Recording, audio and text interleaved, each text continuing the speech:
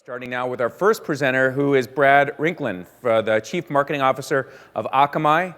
I'm looking forward to your chat, Brad, because Akamai is one of those technologies that we touch every single day as we all surf the web and go around the web, and they probably have more data collected on all of us than all the companies that are collecting data combined. And so I'm looking forward to your session. You and I, just reading your backgrounds, share a similar background. Both kind of grew up in the sales track, learning why people buy before we move into marketing. Well, the original title of this talk was, I think, having marketing driving IT purchases. And that's what's on the agenda. As you can see a minute ago, we switched it over to leveraging your data goldmine for marketing. So I know that if you're in here, you're either here because you like the seats, they're very comfortable, because who would want to sit through a talk around IT purchasing? Or you already heard about the change and we want to dive into that one. So before we dive in and really talk a little bit about the topic, I want to start by asking, has anybody heard of Punxsutawney, Pennsylvania? Awesome. Why have you heard of Punxsutawney, Pennsylvania, of population 5,000, only an hour and a half north of Pennsylvania, or Pittsburgh, which is a flyover state, and you've probably never been to Pennsylvania? Because I grew up 30 minutes away. Bad example. You're going to know that about me. Yes, okay. Why else would you know about Punxsutawney, Pennsylvania? Groundhog Day. So Punxsutawney, Pennsylvania, population 5,000, was built on the coal mining industry. And when the coal mining industry fell out and they needed to figure out how to reinvigorate income into that particular town, they created an idea, or they took an idea from Celtic lore. Celtic religion had this concept of a pagan holiday called a Moog. And a Moog, the concept was a burying animal sees its shadow on February 2nd, which is a Moog. There would be 6 more weeks of winter.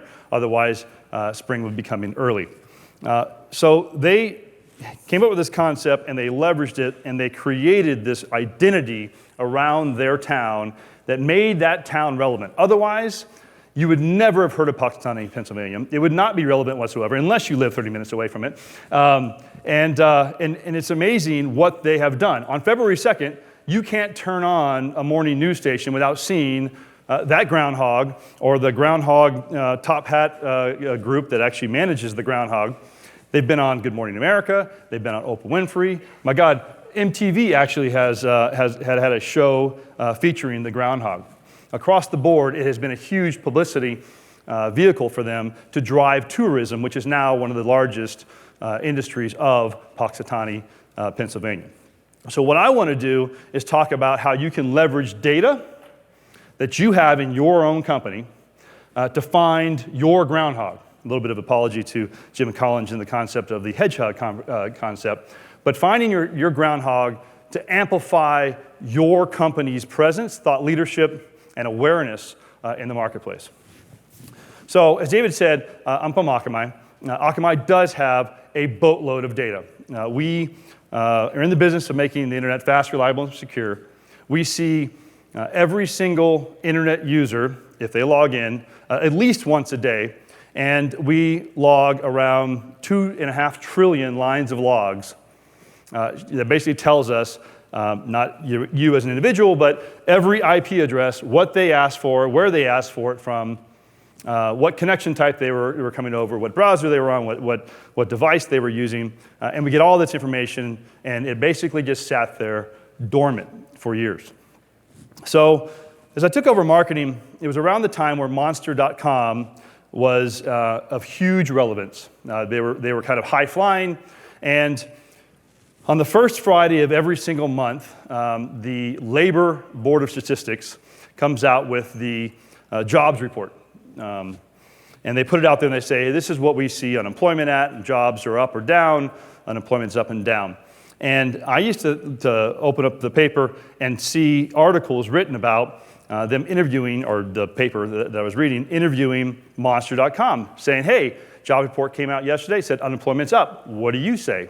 Because you guys are seeing a microcosm of of that unemployment concept. And Monster would say, well, we actually see something that contradicts it because the companies, the number of jobs being posted by companies is actually down, month over month over last year, or over last month, and we're seeing a lot more applicants come across. And they would get a lot of print, and they would get more awareness around their particular brand, and more people knew about Monster. So I was jealous about that. And so I said, you know what, we need to leverage our data to create something that brings in that same buzz. And so the first foray into that concept was what we called the Net Usage Index. Once again, as I'm talking about these examples, be thinking about what data you have in your set of data that you can leverage from a marketing standpoint. And so many companies are drastically trying to figure out how to monetize their data in some sort of revenue-generating product, which is great, and you should definitely do that. But from a marketer standpoint, it's a gold mine that you can leverage to actually amplify your marketing message out there as well. So the Net Usage Index, or NUIs as we call it for short, we love our three-letter acronyms at Akamai. And the NUIs, we basically created a NUI for each one of our major industries. And what it was an aggregate of each one of the industries and all the companies that we work with in those industries. For instance, in the commerce industry, we count about 375 of the internet retailer top 500 in the United States as customers. So we take that and we aggregate the top 200 into an index like the S&P 500 to show how traffic consumption is actually happening across that particular industry, which is great. So we put this out there. We did one for commerce, one for high tech, one for video media, one for software downloads, because at the time, software downloads, we were actually trying to get more and more companies to think about doing software download versus shipping DVDs or CDs, which is amazing that we've come that far. And it was great because we got a lot of pickup. We got some media outlets going in there and writing articles about this and showing some sort of trends, but it was kind of piecemeal here and there.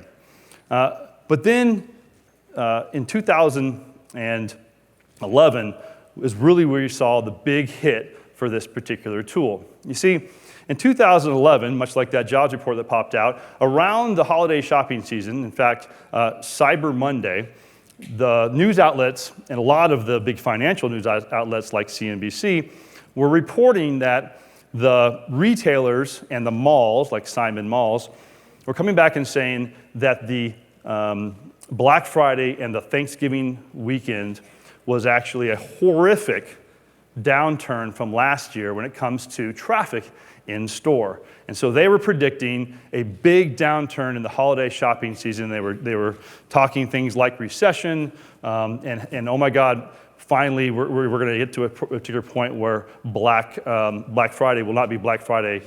It might be Black December 24th. Remember, the reason why it's black is that's when all the retailers go from losing money to making money, from red to black. Well, we went back and took a look at our data, right when all those things came out, and we said, let's compare last year to this year. And what we saw was something that contradicted their presumption, that their assumption that things were bad. We actually saw that there was a huge spike year over year in overall traffic to the commerce sites in that aggregation that I talked about. And we realized that after talking to a number of our customers over the course of the year, that there was a kind of an inflection point that happened in 2011. And you might be able to go back in your head and think about that time. But the years running up to that particular holiday shopping season, there were a lot of people that were uneasy about doing all their holiday shopping online. In fact, there was a lot of people that were just uneasy about shopping online, period. They were worried about their credit cards, or they were just worried about not getting their stuff. Well, so consumer confidence had kind of finally hit a tipping point on that particular year, number one. Number two, we found that the commerce companies were starting to give free shipping for things that were over a certain amount of money, which is great because a lot of the consumers didn't want to spend a lot of money online, extra money online, paying for shipping, where they could just buy it in store. And the third thing that really drove the tipping point was the guaranteed delivery date, delivering before Christmas, which was great. So we saw this massive influx. So we went out there right after this, literally on the same day that CNBC was breaking the news that this was going to be a recession and a downturn in the holiday shopping season. We said, you're wrong. And we have the data to prove it. And all of a sudden, boom, we were on every one of the news stations talking about the actual contradicting trend that online shopping was actually outpacing, from a growth standpoint, in-store shopping, and what a great thing that was. And that was a huge, huge day for us, getting our name out further into the commerce space and further into the marketplace. So I'll stop here and say, many of you are thinking, well, Akamai, you're a $2.2 billion company. And there's probably a percentage of you in this room, probably not non-trivial amount of percentage in the room, that probably never even heard of Akamai. We don't do a lot of massive awareness and brand marketing from an ad spend or an awareness spend. In fact, my total marketing budget's around $30 million this year for a $2.2 billion company. That is very, very small. In fact, when we first started up the company in 1998-99, we did spend a lot of money on awareness. We did buy CNN ads. We were trying to create a brand called Akamai, as well as a space called the Content Delivery Network space. We spent $35 million in 1998 and $35 million in 1999 just on awareness. And then we turned off the spigot completely. And here we are, fast forward to 16, 17 years later, no dollars on advertising and awareness. And these are the things that we do to stretch out our efforts in marketing to get our name out there. In fact, the further away from Cambridge, Massachusetts you get, the less known we are. And so markets like Asia Pacific and even Europe, we are not very well known. And so we have to figure out ways to get our brand in front of those people and make it relevant in that particular area. So here's another example of our net usage index that's kind of spurred into even something more interesting. So eBay came into our executive briefing center in Cambridge, Massachusetts, and it was the tech team from eBay, the people that we work directly with. And we were going through our Network Operation Command Center tour, our NOC tour, which is really cool because it looks like NORAD or something off of War Games for those of you that weren't born in this century. The eBay team said, well, as we were walking through, as we brought up the net usage index for commerce, they said, wow, this is awesome, we've never seen this, which from a marketer made me chagrin because it's actually on our website. But as we walked through it, they said, hey, can you do us a favor? Can you look up a particular day to show us what the traffic looked like on that particular day for the commerce industry?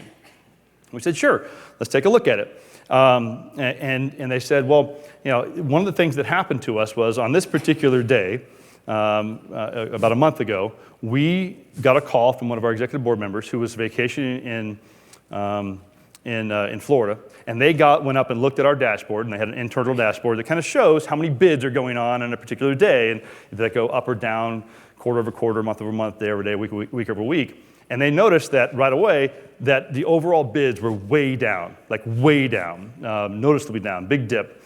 And so you got the call from the executive board member saying, your site's down, something's broken, you guys got to figure out what system, what connection is broken because you guys messed up somehow, we're losing money right now. And so the team just dove into it and they looked at all the logs, they checked all the connections, they looked at all the audit logs, and they couldn't find anything wrong at all with any of the infrastructure.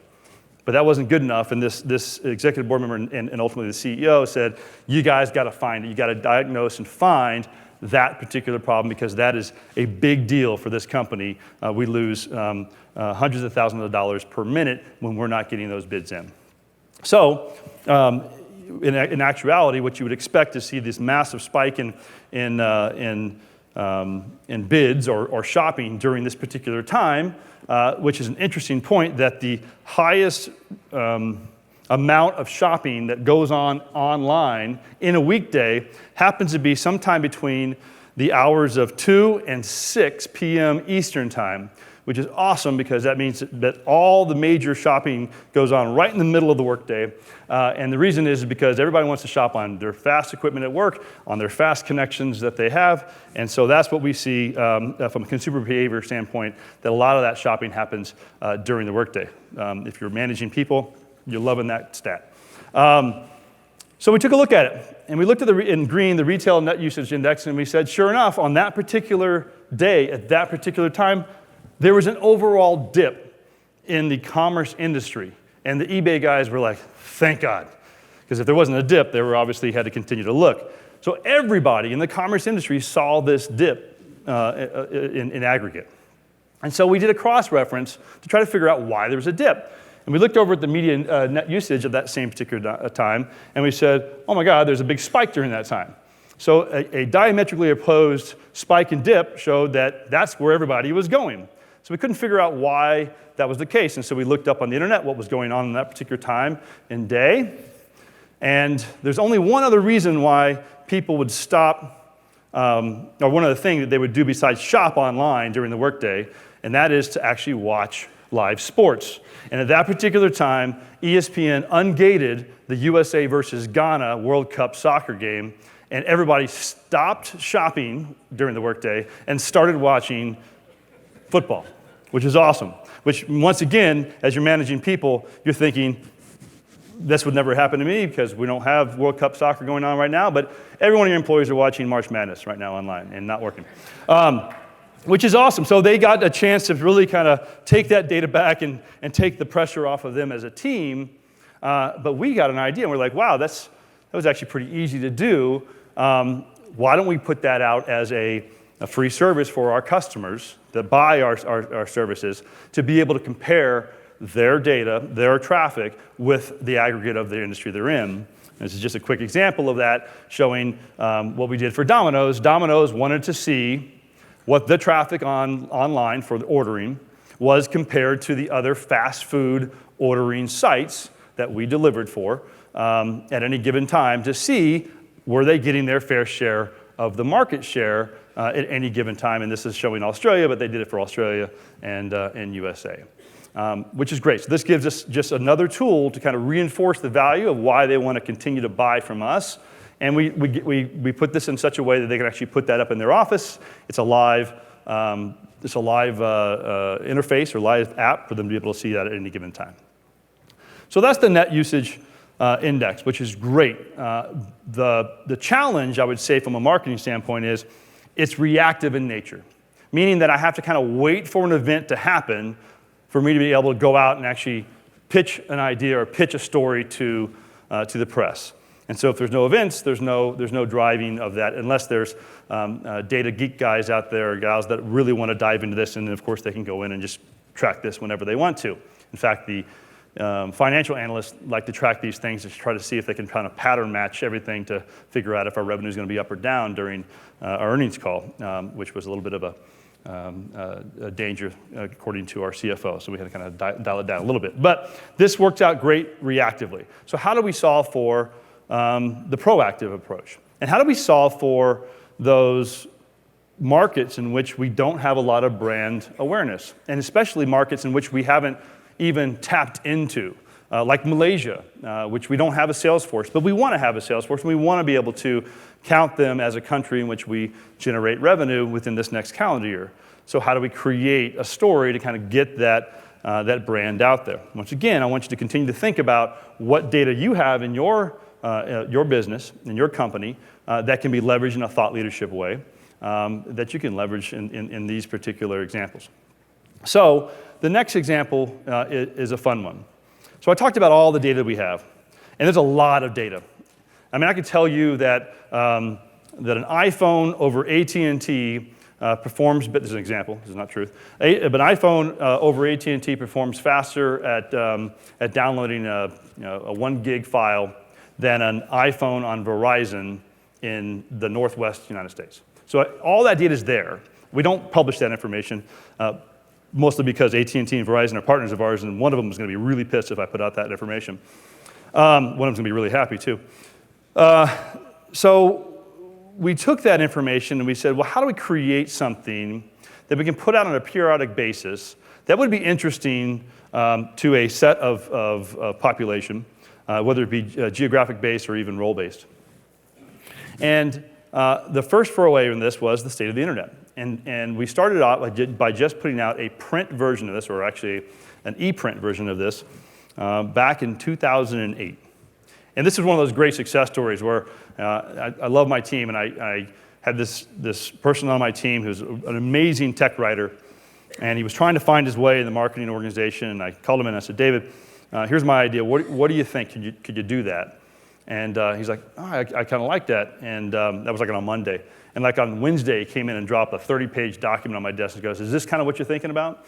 And I was like, oh my God. It's exactly what I was thinking about. And it has worked out ever since. In fact, David is still the author of this particular report, and I'll talk about it in a minute. But just to give you an idea, this report cost me $0 to create, with the exception of David's salary. We put it out quarterly, so there's 4 of them out there. It is the single most successful marketing program that we have. We get more press pickup and more inbound from a content marketing standpoint than any other program we've ever done. And it's still by far like a 5x compared to anything that we do in any given year. So what did we do? So the very first thing we did was how do we make it relevant for the local regions? And in this particular example, and it's going to be hard for you to see in the back, but we kind of showed a couple different things. The very first thing is the grid up at the top left-hand corner. That's actually showing country by country, and this is just the top 10 here, I think, or top 15, country by country comparisons of the average connection speed of the average person in each one of those regions. Now, I didn't really think much of it other than the fact that it's just data. And I happened to be in Heathrow Airport, not even the nice hotel in Terminal 5. It was a long time ago, so it was the crappy hotel in Terminal 4. And I was getting ready, and I had the BBC on right the day that this actually get launched. And the reporter came on and said, Cambridge, Massachusetts-based Akamai Technologies states that the United Kingdom is the slowest among the European Union when it comes to connectivity for each individual household. Which at first I was kind of like, oh God, we just called UK out. But second of all, she went on for another probably 2 minutes talking about the State Internet Report and then talking about what they needed to do as a country to try to get up to the top of the European Union, which was amazing. It was not even a byproduct that I was hoping for. Was blown away. And we realized we had something. And all of a sudden, all these countries started to really compare each other and take country pride when they were great or try to take action when they weren't. In fact, Connecticut, just literally in the last 3 months, have been putting this on their state budget, using this data in their state budget to allocate more dollars to making either per household connectivity actually increase because they're one of the slower states when it comes to the Northeast. Australia, anybody from Australia? NBN? National Broadband Network? NBN, it's a big initiative in Australia. They too realized that they had a very poor connectivity to the household. They've actually created an entire initiative within the country to try to increase the broadband connectivity to household because we had showed Australia as actually pretty low compared to some of the other countries in Asia. So then we said, okay, well, we've got to figure out ways to continually keep this relevant. If we just simply showed this graph every single time, and obviously it's about a 15, 20-page document, so it's not the only thing we're showing. But if we only showed that graph, it wouldn't be relevant all the time. So we started to think, okay, how do we add more relevant content to the document? So the other one up there you see, IP6. IP6 adoption in the technology world is a pretty big deal. And we wanted to show how that was actually happening. What was the IP traffic adoption? Which countries were best at actually adopting IPv6? Then we started to see all this press actually happen around the world in the local press media. We had no success ever putting a press release out, ever doing any interviews where we're actually getting our name in print in Korea, a Korean newspaper or a Sao Paulo newspaper. But all of a sudden, boom, we were sometimes front page. Sometimes we've even been in USA Today in their nice little infographics. Still waiting on getting that Wired call, but we haven't got that yet. And then we started to think about the security space. About 4 or 5 years ago, we said, you know what, we want to get into the security space, but we're in the streaming and acceleration business. And it's hard to kind of break into the very tight-knit security space. So how do we get our brand out there? How do we start to show that we're a real player in this particular space? And so we added a whole nother section and actually have now since broke this off into the security state of the internet, really diving into the details of the attacks that are going on, the vulnerabilities that are going down, what countries are actually producing the majority of the attacks and where are they going, and a lot of editorial around that. And then finally, the last area that we really started to dial up in the last couple of years is on the mobile side, because mobile devices and the bring your own device and the mobile employee and mobile shopping, all that is becoming such a huge, huge topic in today's world. And we wanted to show how mobility connectivity is changing and how that adoption is moving overall. And we have since now taken that concept from a print every quarter to an actual website where people can go in and do data queries and actually see in any particular region what is the most popular browser, helping marketers like ourselves realize what do I really need to focus my development efforts on, responsive design on a particular browser, on a particular mobile device.